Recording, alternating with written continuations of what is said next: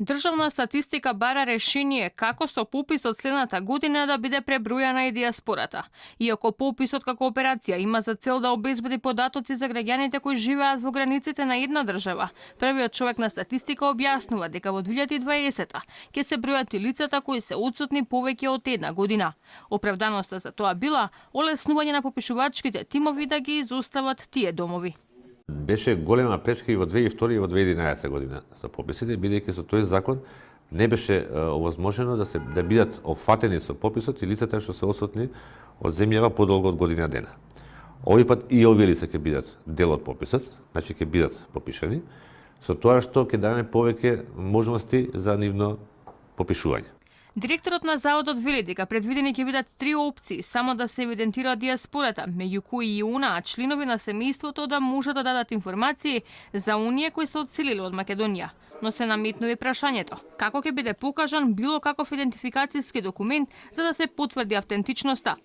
Прво пред пописот, значи ќе има 15 дена пред пописот, ќе има можност за само попишување. Овие лица самите да пополнат пописен прашалник кој што ќе биде на интернет страница, да знаеме кога ќе одиме на терен дека во одредени домаќинства веќе има лица кои што не се присутни во земјата. Втората можност ќе биде при самото попишување, членови на домаќинството кои што се наоѓаат во земјата да дадат податоци за тие лица што се. Диаспората беше проблем во речиси сите пописни циклуси, особено во 2011 кога попис воопшто не се одржа по бројните турбуленции и политички влијанија врз пописната комисија, која подоцна си поднесе и оставка. Инаку досега во ниту еден попис не се користеле вакви податоци, односно по тогашниот закон не било возможено со пописот да бидат опфатени и лицата кои се отсутни повеќе од една година.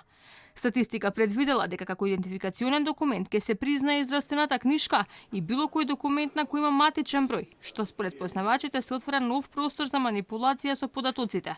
Освен попишувањето на иселените, во игра е опцијата воопшто да не се евидентира етничката и верската припадност. Првиот човек на ДЗС вели дека токму тоа го политизирало и проблематизирало процесот. Во 5 пописни циклуси во историјата на Македонија ниту еднаш не била исклучена етничката припадност. Не се присутни во земјата.